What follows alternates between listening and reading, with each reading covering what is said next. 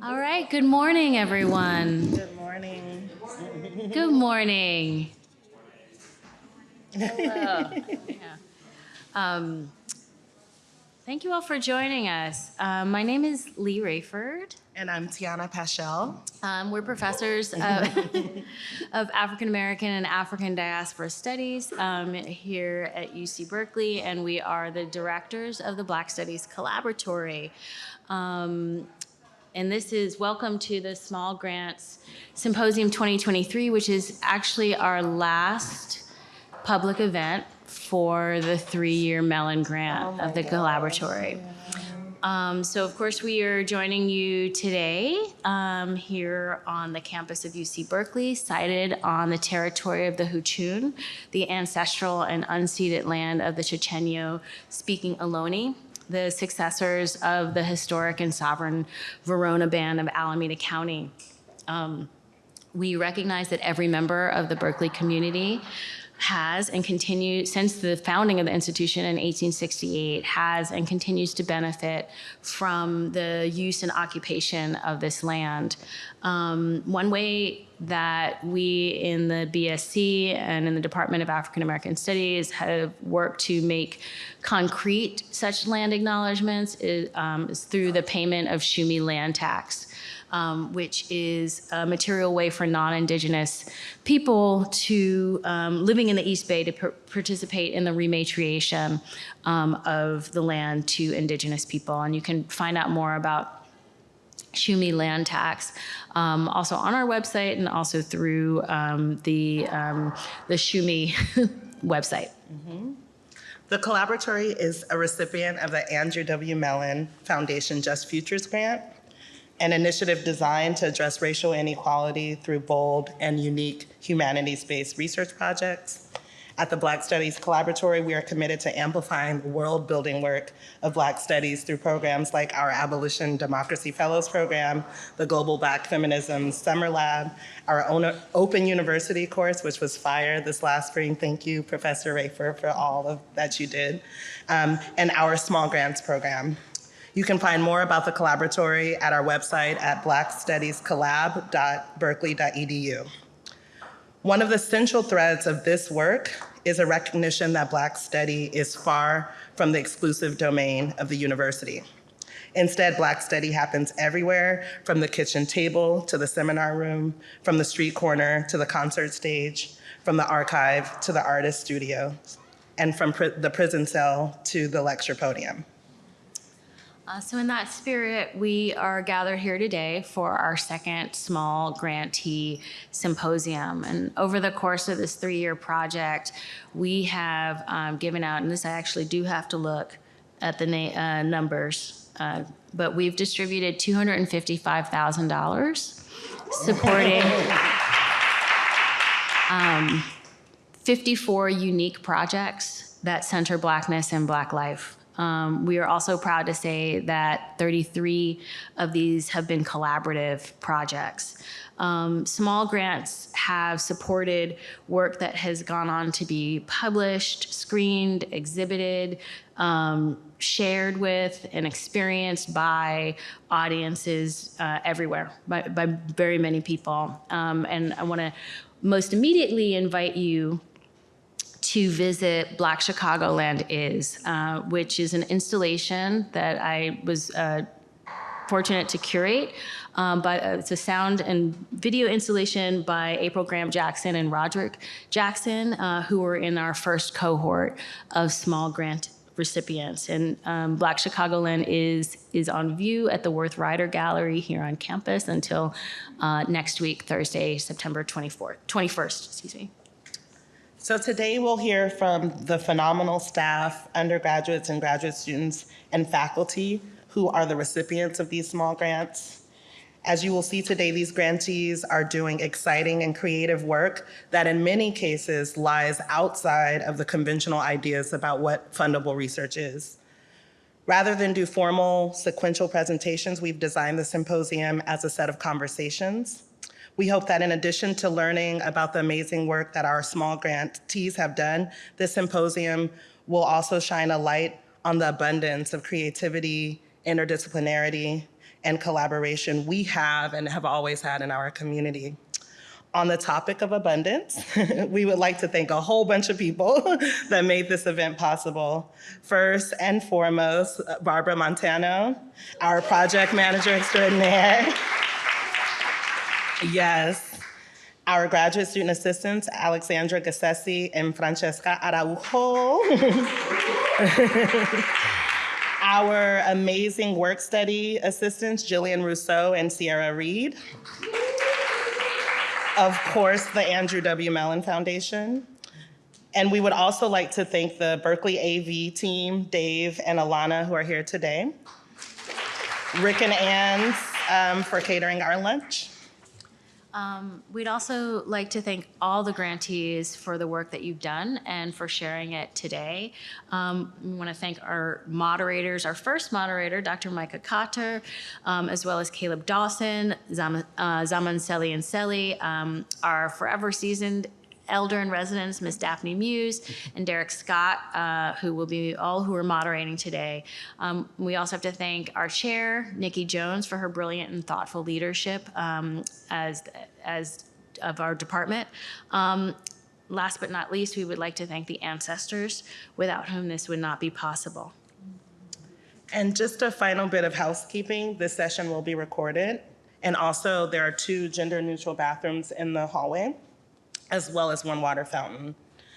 And so now we have the pleasure of turning over the first session, Telling Black Stories, to our colleague, who is also an alum of the Black Studies Collaboratory Global Black Feminism Summer Lab, our first summer, Professor Micah Khater.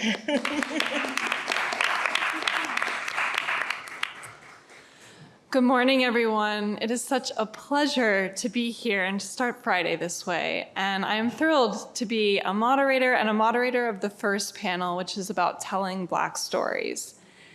So I'm going to just briefly introduce each of our panel participants here with the name of their project. And then I'm going to launch in and begin to ask some questions so we can learn more about how they applied this grant, what was challenging to them, and what they learned from it. And of course, we will then invite Q&A from you all, as this is a very collaboratory space. So starting on my left here, we have Alexandra Gessesee, whose project is called Black Space is All Around Us, Hidden Histories from the Margins. Then we have Hillary Walker and Adrienne Oliver, Black Gold storytellers, continuing the stories. And finally, at the end of the table, we have Isabella Volz-Broughton and Paul Lee, bringing us Black Space, an unknown Black history of People's Park. And so I want to begin asking each of you, and I think we'll progress in the order you are to my left here. We're starting with Alexandra first, to please briefly describe your project, what it was, and what you accomplished. And after everyone has had a chance to introduce their project, we will go through some other questions as well. So go ahead, Alexandra. Thank you. Good morning, everybody. It's a pleasure to be here with you. Good morning. I'm here for the call and response. You're right, I can't hear you. Is the mic on? You know. It is such a pleasure to be on a panel with such illuminating minds, and thank you again for posing these questions. I came to this project, and I'm going to try to do some visual walkthroughs here, of thinking about Little Ethiopia and kind of other Black ethnic enclaves that sit at the margins and borders of towns that are facing gentrification, that are facing housing pushout, that are facing rent increases, you know, all of these things that we see kind of unfold. And Little Ethiopia is a place that's very personal for me. I like to think of this project as from the backseat of a parent's visions, from the car seat, right? Visions from the car seat. And why I say that is because I grew up in a very rural town in the outskirts of California, and Little Ethiopia was really like a haven for not just Ethiopian immigrants, which my parents are, but for the larger Black diaspora. It was a place where I've seen like Snoop Dogg eating like injera, and like, you know, and not that that is like the bar, but it is one that, you know, made me think about what it looked like as this neighborhood was changing and as it was evolving. I would hear so many stories about, a group of business owners coming together to like go to the mayor's office to like push back on certain policies. And this little ethnic enclave is one block, but sits right next to Miracle Mile. If you are familiar with the LA terrain, it's in a neighborhood that faces a lot of change, large in part by people who don't live there. And so I was curious when I moved to and would visit family in Oakland, how Little Ethiopia was just constantly changing. And Oakland itself didn't really have a block, but it just kind of existed all over. And so, Little Ethiopia in LA is this vibrant, like very resilient community that watched the 1992 LA uprisings. Scenes from Issa Rae's Insecure was filmed here. And then, of course, what we all have in our collective memory, the summer of 2020. And so this neighborhood played a key role in not just advocating for Black issues, but found this kind of diffusion of Blackness where it was no longer just Ethiopian-focused issues, but it was also the larger Black community having an investment in this neighborhood as like this beacon to pushing against white supremacy, gentrification, all of these other things. So when I looked to Oakland, I was so curious how these neighborhoods, like the photo of Nipsey Hussle to the left, is sitting right by Lake Merritt on the outskirt of a liquor store. And there's these kind of moments of we're here, we're present, and we're just occupying space in ways that don't necessarily feel like this one block defines our existence. And so the photos that you're kind of looking at are from Lake Merritt's Farmers Market, Yagare, which are some of the photos that you see also not in the photo or in the slide, but also alongside the wall, door over there, to kind of just think about what it looked like to have this immigrant community thinking about their presence and their stories that have also been preserved by each other. So the project, when I entered this, was like, okay, I'm seeing all of these things. I'm seeing all these folks that look like my aunties and my uncles, and I'm hearing all these stories about how they're politically pushing back, but I don't see it in like my textbooks. I don't see it in conversations about what it looks like to be this heterogeneous nature of Blackness in the 21st century. And I started to ask questions about like, what does a defined city-recognized ethnic enclave do for the community? So Little Ethiopia in LA is recognized by the city of Los Angeles as a historic community, whereas in Oakland, they're dealing with the same things that every other Black-owned business is dealing with, which is someone just raises the rent and you're lucky one day or you're unlucky the next. And so I applied this grant inspired by April and Roderick to think about what does it visually look like? What did that car seat image look like? What did the car seats, how did these stores and storefronts change? How do they not change? The photo of Mercato, the market over there, the T in Ethiopian is like basically coming off. And that store has been there since before I was even born. But it's one that has never changed. And yet it kind of symbolizes what I felt, the kind of presence that Black immigrant communities are constantly in the corridors of, in the hallways of.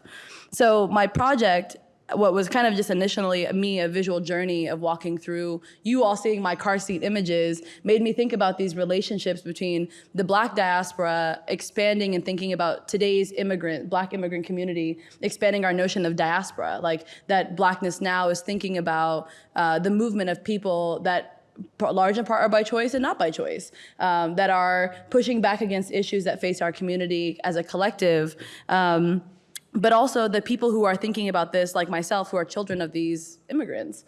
And I was fortunate, I entered this project kind of solo dolo. And I came across this writer and multidisciplinary artist. Her name is Sarit Yosef, who has over 14 years of experience in telling art and intersectionality in the movement of African women. And it was her work that really kind of helped me drive this mosaic of Black geography, of people, of identity, of migration. And it was clear to me that people were thinking about these things too, and that I wasn't the only person who was having these car seat thoughts. But the other people were also in car seats thinking about these things at different times. So what I accomplished in this project wasn't just to, grab these images and show you what looked like this neighborhood that is never changing, but how Blackness in these spaces have gone from being this staunch ethnic enclave to transnational dialogues that are happening in really stuffed corners and those little areas that, if you see the Anthony Bourdain is like the most proud moment for some of them. And so it is exactly, not Snoop Dogg, not Bono, not Issa Rae, but Anthony Bourdain.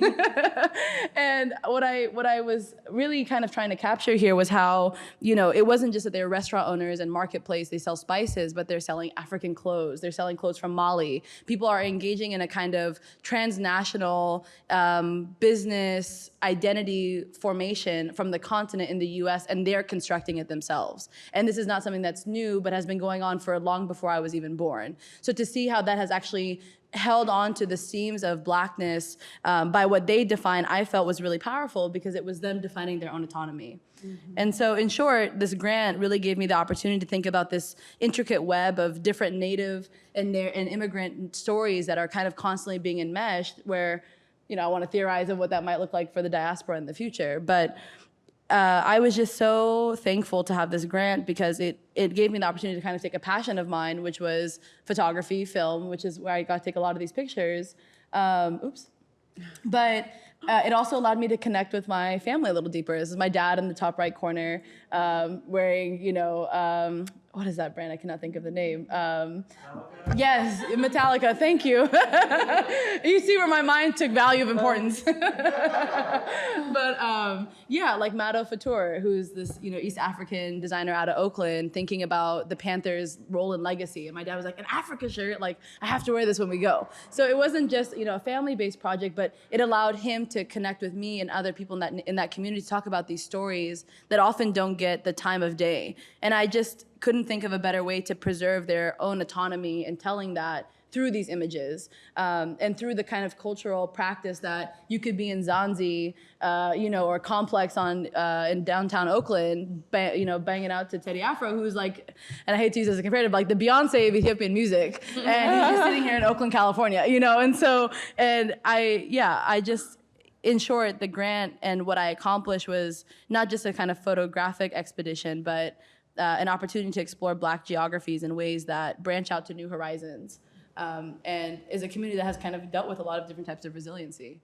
So that's what I kind of came to with this grant, and I'm excited to kind of chat with the panelists on some more of those. Yeah. Thank you. Thank you so much, Alexandra. And how does this go? Okay. And now we'll hear from Hillary and Adrienne. Good morning. I'm so excited. Oh, good call and response. She warmed y'all up really good. I'm Adrienne, and I just want to say I'm so grateful to BSC for supporting this project. And I wish I could stay for more of the presentations today, but I have to get my adult braces adjusted like right after this. So I will go back and watch the recording afterwards. But Black Gold Storytellers is, just to give you a little bit of background about the project, and then Hillary will share some more about the event that BSC supported. It's really born of my own experience and interest in migration. I moved here to the Bay Area from Little Rock, Arkansas in 2010. We got Little Rock represented? Okay. And shortly after that, I read a book called The Warmth of Other Suns by Isabella Wilkerson. And that book really put me on the trajectory to looking for more of those migration stories from our elders. I love the book. I'm a professor at Laney College. I started teaching it, making my students love the book. And mind you, at Laney, we're a very international campus. I have a lot of students from China and all over. And, just sharing that our history with them it's just been very rewarding. So I've been looking for ways to take that work I had already been doing as a professor out into the community, and applied for some support from the city of Oakland, their cultural funding program back in like 2020. And then we went into shutdown. Mm-hmm. And it was like, oh my God, because I envisioned it being like this, intimate elder event in person. And so I had to shift really quickly to a virtual event at that time. And so the first event in 2020 was virtual. And since then, it's kept being virtual. It actually ended up working better for the elders too, to not have to travel. And And so what we do is now since then it's grown into a storytelling collective. It's really just on a whim and a prayer that we get funding to do, another event each year. And so this grant really helped, to keep that vision going. I, being a professor, am also associated with the Bay Area Writing Project, which I've been sharing the work with every space that I'm in. And then when the Bay Area Writing Project heard about this, they were like, oh my goodness, like we got to help you keep this going. And so that's how we've grown into a collective. And I work with local storytellers to interview Oakland elders, and it's grown to like Vallejo surrounding areas, because everybody's like, I got a migration story. So it's really like just taking fire. So that's our specific focus, is on elders, Black elders who have moved from the South to Oakland and now surrounding cities. And I like the intergenerational nature of the project. Sometimes we'll get some storytellers who are in their 20s or 30s and don't know this history. They're not, like you were saying, like they don't really teach this history in schools. And so you really just have to, self-educate and find it. And so in that way, we've now grown to have this Black Gold Storytellers website that's like an archive of the stories. And so this grant supported that too.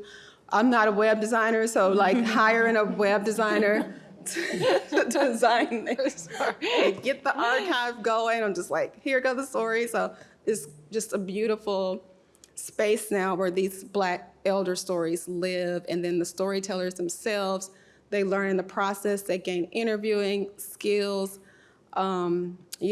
Just me being a professor, I can teach them all the writing skills they know. So you don't have to be a professional storyteller per se to be a Black Gold storyteller. Hint, hint, if anybody's interested, let me know. And Hillary connected me, Black Gold storytellers, to the Black Studies Collaboratory. So I'm gonna let her do a little bit more talking about some of the logistics of the program. So hi, everyone. Oh, no, let's try that again. Hello, everyone. Good morning. Good morning. Hillary Walker. I wear many hats, but I am the director of the Bay Area Writing Project, which is on campus, housed in the Berkeley School of Education.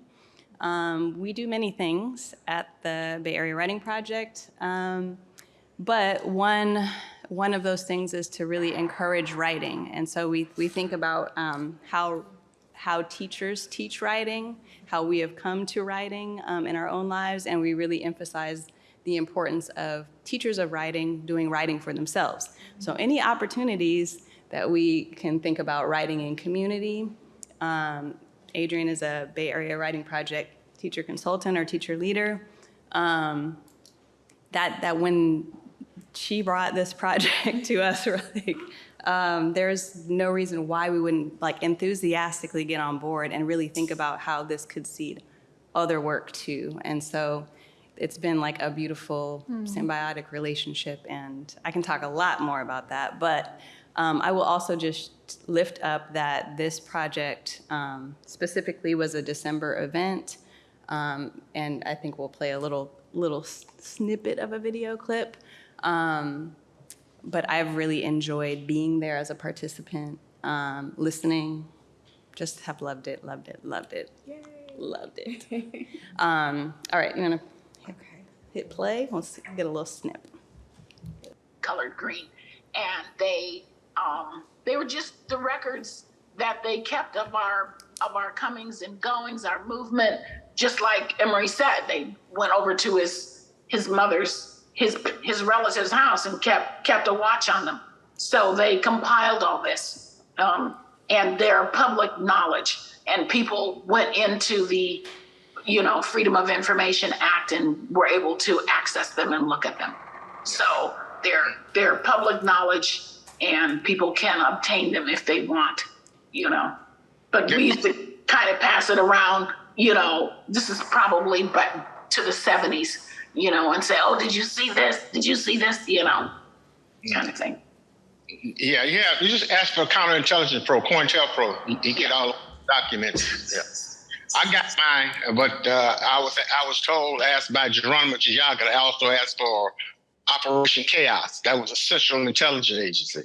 And I asked for those, and they refused. They say they refused to give them to me, those documents. So it still exists today in many contexts. I mean, don't think that because we're in pre-spy demonization of African people in this country. That that's not the case. And because it still exists today. It just takes on different characteristics. So can we I just want to also name that who we had at this event, like the Emory Douglas, Judy Juanita, who's a professor at, she's at Laney, right? Mm-hmm. She's at UC Berkeley now. At UC Berkeley now, historian, and then Ishmael Reed. So some pretty incredible interviewees who we're hearing stories from. And the way Adrienne has structured the events, it's that there's a storyteller, in this case for Emory, for example, Maricia Gabriel, who happens to be his daughter, was interviewing him and sharing this piece of his story. And then at the end, which is a snapshot of what you saw, there's just sort of like a organic conversation about what came up in the stories. So just wanted to say that. Yeah. Thank you. I think that's it. Yeah. Thank you so much. And now we will hear from Bella and Paul. And the context. Colored green. Sorry. And they were just. Okay, beautiful. All right, hey y'all. Hey. This is my first time speaking on a panel like this, so I'm excited and a little bit nervous. But I'm just gonna introduce my project a bit. So it's called Black Space, an unknown Black history at People's Park. And the reason why I really wanted to do this project, because I think we often associate and think about this space as one that was liberated by and for liberal white hippies. But I genuinely believe that is a little far from the truth, because this space would have never been imagined without Black people and our inherent desire for liberation, and the work and the labor that was being done previous to this park being created. So the Black Power movement, the Third World Liberation Front, as well as the free speech movement really influenced the birth of this space, a liberated space, let me add. And also the legacy of UC Berkeley and this institution today would not be what it is without all of these struggles, all of these movements, and especially without the nature and the large-scale influence that People's Park had, because the legacy that it left is global. Sorry. And so I added a lot of images here that really show you Black people taking up this space when it was first created. And just truly putting love and labor into the land as well. And for me, I don't think that energy is gonna leave that space. I think that's there. And I think it's very important that we acknowledge it and recognize it, because that is such a huge part of this history and of this legacy that is laying in the land. And you see Black folks listening to music. You see them, coming and looking at the bulletin board and seeing and probably putting more stuff up. And I believe in that most right picture, we identified Bobby Seale in the left. So, there is a huge legacy and just a huge presence of Black folks in this space that we don't always acknowledge. And I think how this affects us today on this campus as Black students is that we come here to kind of step into this legacy, most of us, as well as coming to a prestigious institution, but we come into this space wanting to step into this legacy of activism and change making and pushing for liberation. And I think we can't separate that from the legacy of this space.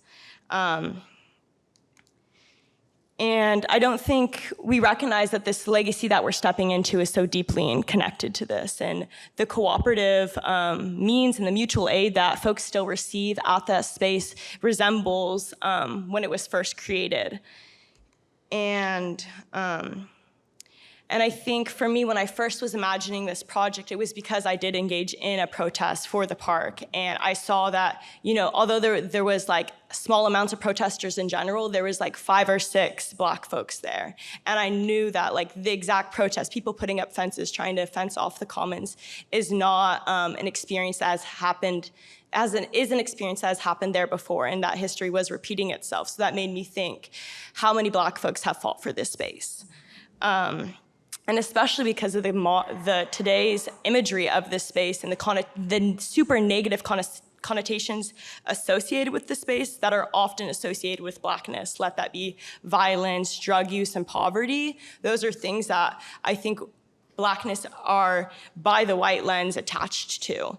And so when we come into this space of academia, we try to separate ourselves from that and try to distance ourselves from that. And I think thus distancing ourselves from that space, that people can come and still get free food today. There's still active measures to have mutual aid in that space. And I want to talk a little bit more about my familial legacy within this space and why I really engaged in it from the moment I stepped on campus. So long before this project, I think my mind was invested in doing this research. When my grandma came from New York, the first place that she came to California was actually the park. And she stayed there for like about a week. And she just was telling me these stories before I came to Berkeley because she really wanted me to engage in the space myself. And she spoke of, sitting around the fire and receiving like bowls of soup and just food that they made together, and how much of a loving and welcoming and safe experience that was for her, and how that made her want to stay in California actually and explore further. And she told me something that has never left me was that when I went into that space, I've never felt a love like that. And she told me that I should go to that space myself because I'm probably going to experience more love in that space than I will on this whole institution. And I would say for the most part, that has been a very true experience. Obviously, the pockets of love like that I get within like Black studies, like keeps me full here, but also like having experiences with people I don't even know, just like random people, and having these conversations about liberation and what that means to folks, I think is so powerful, impactful for my day-to-day experience. And I want to pass it off to Paul Lee a little bit to talk a little bit more about his support with the project. So, yeah. I'm going to disappoint Bella and the rest of you because the remarks that I had planned, I threw out. I began studying our history and culture 50 years ago this year. And because of that, historical dates have always been important to me. Since the 1970s, I've produced programs that memorialize or celebrate historic dates. And when I got up this morning, I looked at the calendar and I saw that it was September 15th, and I was shattered. So this is what I wrote. Today, we remember and mourn Denise McNair, 11 years old, and Addie Mae Collins, Carol Robertson, and Cynthia Wesley, all 14 years old, whose young bodies were blown to pieces by a bomb planted at Birmingham, Alabama's historic 16th Street Baptist Church by white supremacist Ku Klux Klan cowards 60 years ago. 6 decades later, it's about time that we stop infantilizing them as, quote, 4 little girls, unquote, when in fact they were adolescents with their own agency on the verge of becoming young women. It's about time that we do something else too. And here I'm referring to the special responsibility of scholars who have utterly failed in this respect. We need to also remember and help others to know that 6 young Black persons were slaughtered in Birmingham on that grim Sunday. Johnny Robinson, 16, was shot in the back and killed by a white cop. But unsurprisingly, the good white folks sitting on local and federal grand juries decided not to prosecute that mad dog killer. Virgil Ware, 13, was shot in the face and chest and killed by a white teenager. He was convicted of second-degree manslaughter, but the white judge suspended his sentence and gave him 2 years probation. I'd like to apologize to the young persons here today and to young persons throughout the country, because only a few years ago, the horrors that I just detailed would have been history. However, because my generation and the generation before me took our eyes off the ball by not maintaining the momentum of the modern civil rights and Black power movements of the 60s and 70s, and because we underestimated how much white supremacy defines the identity of most white Americans, and how easy it is for the ruling class to blind white folks to their own exploitation and oppression, so long as they can hate us, our dark past is becoming your present. Worse, if you're not able to challenge and check it, your reality might become even darker than ours, because white supremacists are openly planning to permanently institutionalize fascism, which is a fancy word for your eternal subjection. Given this, I'd like to suggest that you no longer have the luxury to study our history and culture, in particular our heritage of resistance, as an academic matter. In fact, in parts of this country, such as Arkansas, Florida, and Texas, you might not even have that option anymore, because in those states, holding a symposium like this might be illegal. It's a second nature to me because I'm a child of the 60s, a Black power baby, as I call myself. As such, I've always believed that war was declared upon our people when our ancestors were brought to these godforsaken shores 5 centuries ago. So whenever I go to an archive, library, historical society, more meaningfully venture into our community and sit at the feet of our living archive, our elders, I'm looking for weapons. To me, books are bullets. Photos and videos are missiles. Memories are bombs. In many ways, your generation is fighting a harder battle than any generation before you, because these monsters are playing for keeps. They want and are organizing for permanent power. So don't study our history and culture to write academic papers in a language that's foreign to most of our people, that espouses high-minded notions that are irrelevant to the fight for freedom, justice, and dignity that our people are compelled to wage again.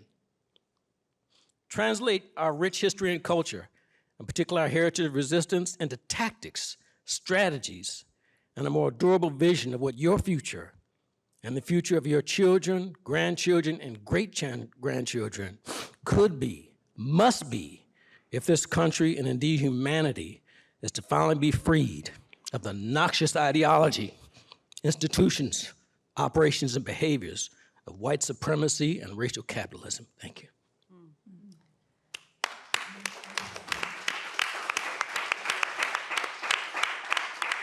Perhaps in the question period, I can comment on Bella June's brilliant work. I'm sorry, but today is September 15th, and this is not history. Thank you so much, Paul. I want to just take a moment to reflect on the words that you left us with, because I think it is a unifying theme here, that presence is a kind of permanence, and that telling Black stories, from what I'm hearing of all of your work, that is polyphonic, that's collective and collaborative and symbiotic, is that recognition is the methodology. And it's a recognition that militates against the ephemeral and what is considered fleeting. And I think, Paul, your words here, that books are bullets and memories are bombs, is a powerful way for us to sit in that the stories that each of your projects not only excavate, but make permanent, make sure that they will stay, is to work against what would be considered fleeting. And so I think it's only fitting that you anchored us in that memory, and I thank you so much for that. So I think we have time for, one question perhaps from me, and then if we have some time, we would love to open it up to hear from all of you. But the question I wanted to ask each of you to meditate on, think with us about, is sort of a bridge of 2 questions, which is one about methodology. I mentioned that I'm hearing, especially Bella, I really appreciate your use of the word recognition. I think recognition as a methodology is powerful. So I would love to hear how this grant and what you did with it opened up new methodological approaches. And reciprocally, what were the challenges that you encountered? And I encourage you to take these questions in whatever way makes sense and resonates with the work that you each were doing. But I hope we can hear more about these, really rich collaborative endeavors that you have shared with us. And please feel free to jump in. We don't need to go in a particular order, so anyone can jump in at any time.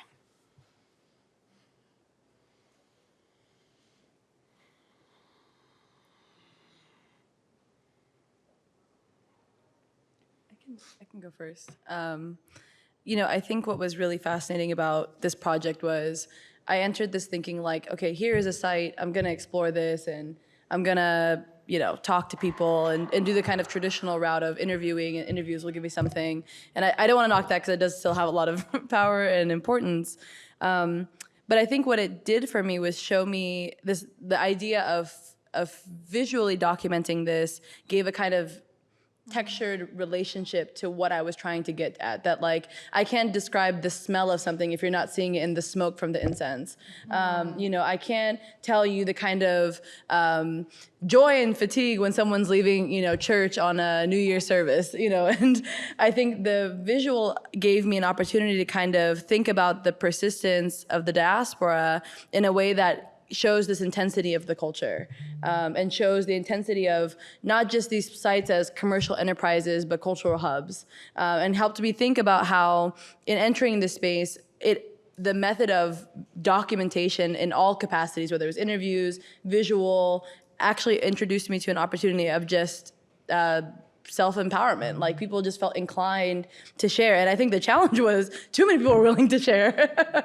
And it felt so overwhelming because there were just so many people who were ready to share the things that they watched when, the summer 2020 riots were happening and people were walking down Fairfax, when they were walking down Miracle-Mott, when they were walking down Telegraph.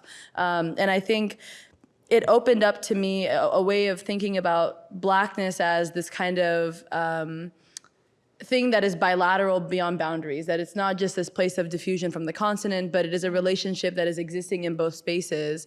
And the visual nature of this project helped me think about how we can remember this in time, how we can remember this in these places haven't changed. And what can be considered as resistance to change, I think they're actually embracing it and leaning into it. And this method of using film as a place of doing that also made me be slow in what I was capturing. It wasn't just on a phone or on a digital camera. And I think that is reflective of the way that people came to approach this project with me, that they were slow at what they wanted to share, that they were tender with what they wanted to share, and that what they shared was the most important memory and story that they wanted people to walk away from. And when you put those kind of like a thread and you weave it through together, it creates this really seamless dress that I was just so thankful to be a part of, and never recognized how much of an impact it had on me growing up in this community. And it made me think about those that are, what it is holding on to now in light of gentrification, in light of all of these things, what it's doing for the next generation of children's children of immigrants or immigrants who are just here today. So I think another challenge that I came up with this though was thinking about how and what the future looks like a challenge of people being uncomfortable and having uncomfortable conversations about the realities that they dealt with. The unfortunate reality is a lot of people don't want to talk about the hardship, they want to talk about the success. And it was definitely important for me to grasp the difficulty of predatory loans, of faulty agents, and all of those things. So I think that this project gave me a lot of opportunity to explore a method that allowed immigrants to have a sense of ownership in ways that they feel are representative, not just in what I write, but how they want to be visually seen by the world, if this video gets worldwide. Thank you. Okay. In terms of methodology, I think one challenge for Black Gold is that, even though I made the pivot to a virtual event because of the shutdown, I still am very and I'm just sitting with the comments. Thank you, Paul, so much for grounding us in just the significance of today. I'm still sitting with that. Because one challenge methodology-wise is that I know that we are oral, people, and that's why I had envisioned it being an oral storytelling event, not recorded, and the real threat of surveillance is still present. And this particular group, with their connections to the Black Panther Party, brought that up you know, all of them. They were like, COINTELPRO. And in fact, one of them were like, you're probably being tracked right now. I was like, what? So I'm like, do we need to be, you know, now that, I mean, should we shift to in-person oral storytelling event to keep it safe, or there's still, like, for the elders, concerns for health? And so when you're dealing with storytelling in the diaspora, it's like, how do you, like, codify a culture, you know what I mean? Because Black Gold Storytellers is really, like, rooted in, you know, the griot and West African concept of having a storytelling circle. And then when you start to interject, like, technology into that, there's always that tension between, like, technology and surveillance and small village kind of community storytelling event. And in that same regard, even bringing in the website and then having the written version, because a lot of our stories aren't written down. And so as a writer, I thought, you know, it would be cool to have it written down, but is a website the best place for the stories to be? Or maybe a printed anthology? So those are just some questions I'm still sitting, and challenges that I'm still sitting with. Thank you for sharing that.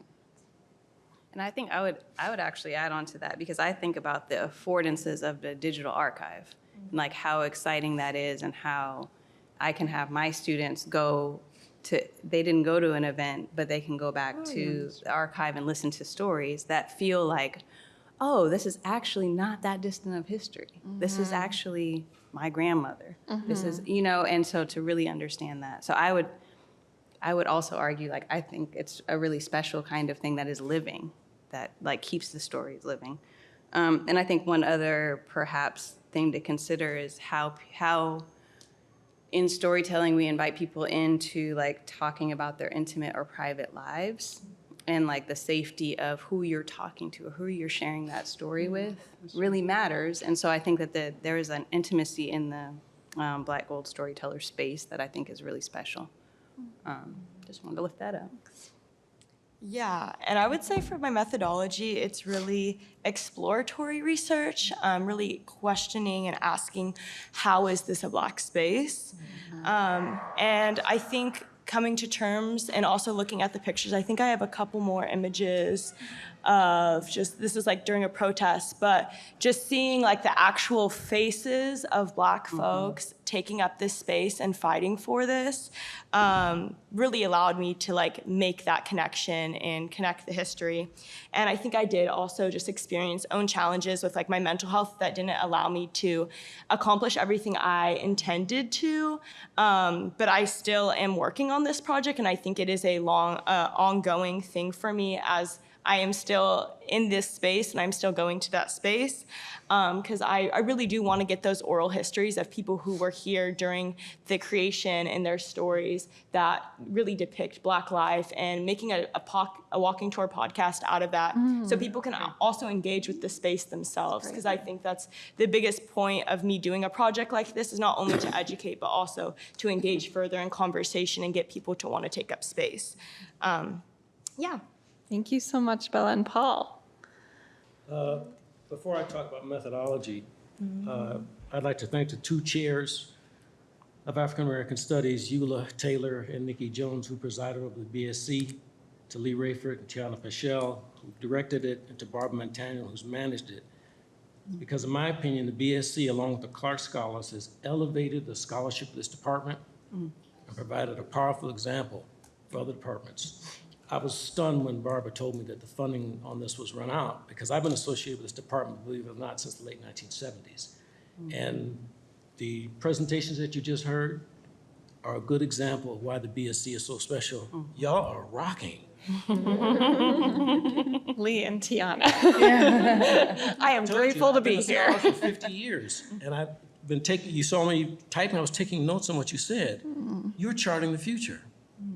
Make no mistake about that. You have brilliant professors, but the stuff that's coming out of y'all, we never thought of. And I'll give you an example. I grew up in the early 1970s on Blake right off of Telegraph, which is one block south of People's Park. So the park has always been a part of my life, and I've had a special interest in its, what I call its unknown Black history.